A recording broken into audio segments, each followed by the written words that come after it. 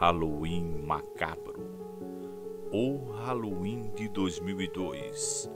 O caso Susanne von Richthofen, a menina que matou os pais no Dia das Bruxas. Há 20 anos ocorreu um dos crimes mais famosos da história do Brasil. Na madrugada do Halloween de 31 de outubro de 2002, Daniel Cravinhos ligava para a polícia e dizia estar em frente à casa da namorada Susanne von Richthofen e que eles suspeitavam que um assalto teria ocorrido no local. Uma viatura da polícia chegou à residência entre 4 e 5 da manhã na madrugada e encontrou os corpos de Manfred e Marisia von Richthofen. Os primeiros passos da investigação. A polícia, a princípio, suspeitava de latrocínio, mas não descartava outras hipóteses. Uma coisa chamou a atenção dos policiais que cobriram o crime. É que os corpos das vítimas estariam cobertos por uma toalha branca no caso de Manfred e por um saco plástico no caso de Marisia. Assassinos costumam cobrir o rosto de suas vítimas quando as conhecem. Após uma semana de muitos interrogatórios, Susanne, Daniel e Christian Cravinhos confessam o crime. A polícia, Susanne afirmou que cometeu o crime por amor ao namorado, Daniel Cravinhos.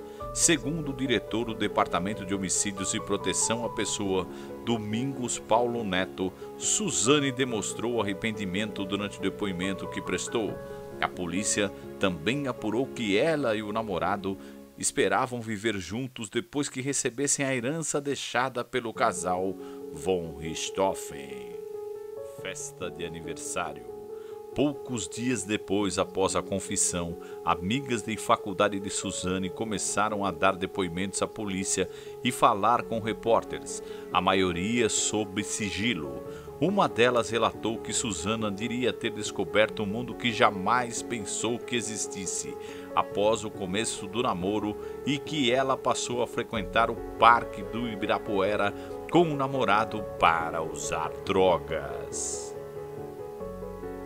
As amigas também contaram que Manfred havia decidido não comemorar o aniversário de 19 anos de Susanne devido ao mau comportamento da filha, o que a revoltou bastante.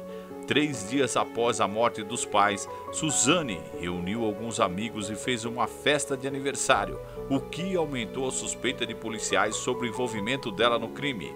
O encontro ocorreu no sítio da família em São Roque e Susanne teria usado o dinheiro roubado dos pais no dia do crime para comprar carne e bebidas para o churrasco. Memórias do cárcere. Em 10 de novembro de 2002, detalhou o primeiro dia de Susanne na prisão. A jovem fumou muito, chorou e disse que estava com saudades do namorado e que queria ter notícias do irmão. Aos colegas de cela, Susanne disse que realizou o crime por raiva. Eles queriam me afastar do Daniel e foi tudo uma loucura. Cheguei a pensar em desistir, mas já não tinha volta, disse Susanne. Já na primeira noite da prisão de Daniel e Christian foi mais angustiante. Eles ficaram em celas separadas no distrito policial de Santa Cecília e perguntavam o tempo todo aos carcereiros se o advogado que o pai havia prometido tinha chegado. No dia seguinte, uma nova reportagem mostrava que advogados de Susanne começavam a destacar que a cliente estava arrependida e preocupada, principalmente em obter perdão do irmão. Por outro lado, funcionários do 89DP do Portal do Morumbi em São Paulo descreviam que a jovem de outro jeito, particularmente uma pessoa fria, parece estar indiferente a tudo o que aconteceu, disse uma carcereira. A imprensa sempre foi uma pedra no sapato do trio de assassinos. Um dos momentos mais emblemáticos do caso Richthofen é a polêmica entrevista de Susanne para a Rede Globo em abril de 2006.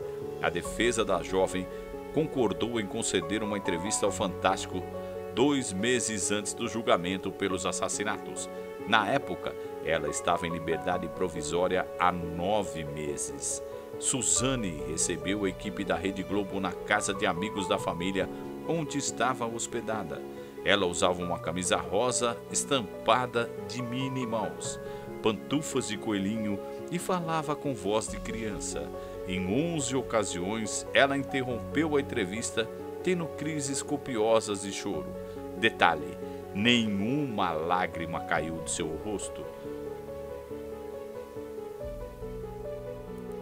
Durante a entrevista, a repórteres da emissora, um microfone na blusa de Suzane captou orientações dos advogados dela sobre como a jovem deveria se comportar em frente às câmeras, inclusive com orientações para simular, chorar e acusar o ex-namorado. Sem saber que estava sendo gravado, o advogado e amigo da família, Denivaldo Barney, ordena: chora. Não vou conseguir, responde Suzane. No mesmo dia, depois de a garota já ter gravado a maior parte da entrevista, uma voz que, segundo a reportagem, foi identificada como sendo a do advogado Mário Sérgio de Oliveira, diz a ela: acabou, mais nada. Começa a chorar e fala: não quero mais falar. A mesma voz também orientou a dizer que o ex-namorado lhe dava ordens. Um dia após a exibição da entrevista, Suzane foi mandada de volta para a cadeia. O pedido de prisão foi feito pelo promotor Roberto Tardelli, que chamou Suzane de atriz de 5ª categoria e declarou sobre o programa: foi um circo mal armado, de baixíssima inspiração, com atores canastrões e um diretor sem talento. Suzane não foi a única a voltar à prisão após a repercussão negativa de uma entrevista. Em janeiro de 2006, 2 meses após a justiça conceder habeas corpus aos irmãos Cravinhos, eles deram uma entrevista à Rádio Jovem Pan. Na oportunidade, afirmaram que Suzana era estrupada pelo pai desde os 13 anos de idade. O promotor Roberto Tardelli pediu a prisão dos dois na mesma semana. O primeiro julgamento.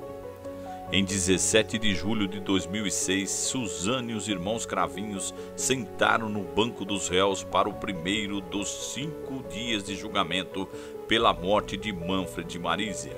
A audiência ocorreu no primeiro tribunal do júri do Fórum Criminal Ministro Mário Guimarães, na Barra Funda, Zona Oeste de São Paulo, e foi acompanhada como uma novela. Chegaram a ocorrer sorteios de convites para assistir o julgamento da tribuna, e até mesmo a apresentadora Luciana Gimenez estava entre os presentes. O julgamento foi marcado por um embate de versões. Daniel e Suzane tentavam jogar a culpa um para o outro. Daniel mudou a versão do crime e tentou inocentar o irmão Christian, dizendo que ele não chegou a participar do ataque contra o casal, pois teria passado mal antes do assassinato. Ele procurou incriminar Suzane e acusando de ter planejado a morte dos pais. Christian deu depoimento em seguida e confirmou a versão do irmão, mas entrou em contradição nos detalhes do crime. Quando Suzane começou o depoimento, já eram 19h50 da noite.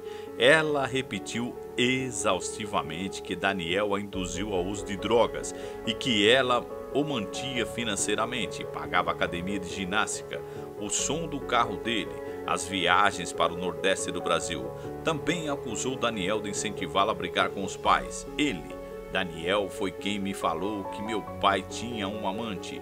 Ele queria destruir a imagem do meu pai. Queria que eu me inspirasse nele, disse na sessão. Também em seu depoimento, Suzane admitiu que foi espancada uma vez por Manfred, no Dia das Mães em 2002. Falei que queria fugir, que não queria mais ficar em casa, contou. Os 3 acusados pelo crime sentaram-se lado a lado, mas evitaram seu olhar durante a sessão. Daniel focou o depoimento em destruir a imagem de Suzane. era vítima e uma menina de família, versão que a defesa da ré estava tentando construir nos meses anteriores ao julgamento. Ele afirmou que não ensinou Suzane a fumar maconha, ao contrário, diz que a jovem fumava cigarro e maconha antes de conhecê-lo e que ele começou a usar drogas por culpa dela. Daniel também disse que Suzane havia perdido a virgindade aos 14 anos com um ex-namorado. Ela sempre planejou a morte dos pais, dizia isso para todos os amigos. Mas qualquer adolescente fala esse tipo de coisa. Eu só não achava que ela seria capaz de levar o plano adiante, disse Daniel, assassino e cúmplice. O ex-namorado também voltou a repetir que Suzane era abusada, que Manfred a espancava e nesses momentos teria o hábito de passar as mãos nas partes íntimas dela. O irmão Andréas saberia disso e às vezes dormia no quarto de Suzane para que o pai não entrasse. Ela falou que tinha sido fortemente agredida pelos pais e que planejou matá-los com uma arma que tinha, contou Daniel. Andréas falou no segundo dia de depoimentos, disse que a irmã se tornou uma moça fria e calculista. Descreveu os pais como um casal feliz e tranquilo. A primeira vez que Suzane me ligou, após ser presa, queria que eu liberasse a todo custo, fazendo chantagem emocional, um apartamento da família para ela morar. Dizia, se eu não tiver endereço fixo, vou voltar para a prisão e você precisa me ajudar. Ele revelou que Suzane o induziu a escrever um bilhete em que pediu uma pensão de 7 salários mínimos para a irmã. Ela leu o bilhete para eu escrever palavra por palavra. Na época, eu não entendi ainda. Tinha confusão na minha cabeça sobre o que eu sentia por ela. Hoje eu entendo que ela só queria saber do dinheiro. Ele também descreveu tentativas jurídicas de Suzane de impedir o andamento do inventário que o tornaria herdeiro de uma fortuna avaliada em 2 milhões. Nesse mesmo dia de depoimento, a delegada Cíntia Tucunduva, que atendeu a ocorrência do assassinato, também deu depoimento e revelou detalhes das reações de Daniel e Suzane poucos momentos após o crime. Segundo a delegada, no dia seguinte ao enterro dos pais, foi preciso chamar a atenção do casal de namorados que se comportava de maneira indevida, com beijos apaixonados na delegacia. Eles estavam apaixonados, se abraçavam. Infelizmente, diria que estavam felizes, disse a delegada. Segundo o relato dela, a ex-estudante de direito nunca se queixou do ex-namorado ser um dominador. O estado de espírito dela foi de frieza, desde o dia da morte dos pais até o dia da prisão. Personificação de Loira Má. Um dos destaques do último dia de julgamento foi a intervenção do promotor Nadir de Campos, classificado na época como o mais agressivo do lado da acusação.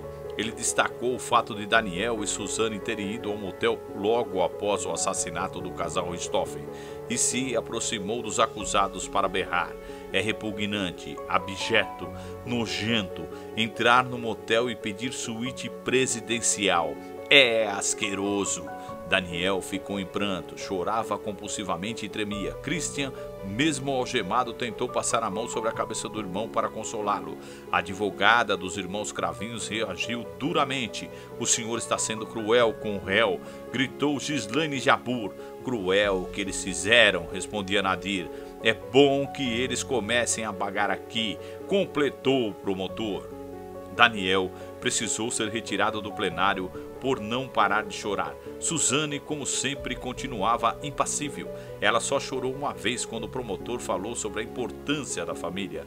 Durante a sessão para os argumentos da defesa, os advogados dos irmãos Daniel e Christian fizeram um verdadeiro show. Chegaram a comparar Suzane a Bia Falcão, personagem de Fernanda Montenegro na novela belíssima da TV Globo, e Leona, interpretada por Carolina Dickmann em Cobras e Largatos.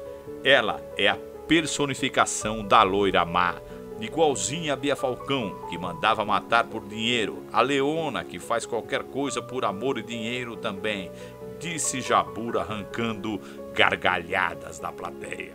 A condenação. Suzane, Daniel e Christian foram condenados a quase 40 anos de prisão pela morte dos pais da jovem. Os promotores respiravam aliviados após a condenação. Um deles, Roberto Tardelli, diz que se Suzane fosse absolvida, eles teriam que sair daqui de helicóptero, devido à fúria das pessoas que acompanharam o julgamento do lado de fora do fórum. Após todos esses anos, Suzane não recebeu nada da herança dos Stoffen. Ela também não recebeu nada pelos 2 filmes lançados em 2021 pela Amazon. A menina que matou os pais conseguiu redução de pena caindo de 39 para 34 anos e 9 meses. Se continuar no regime semiaberto, a previsão é que ela seja solta daqui a 13 anos. Este foi um dos crimes que mais abalaram o Brasil.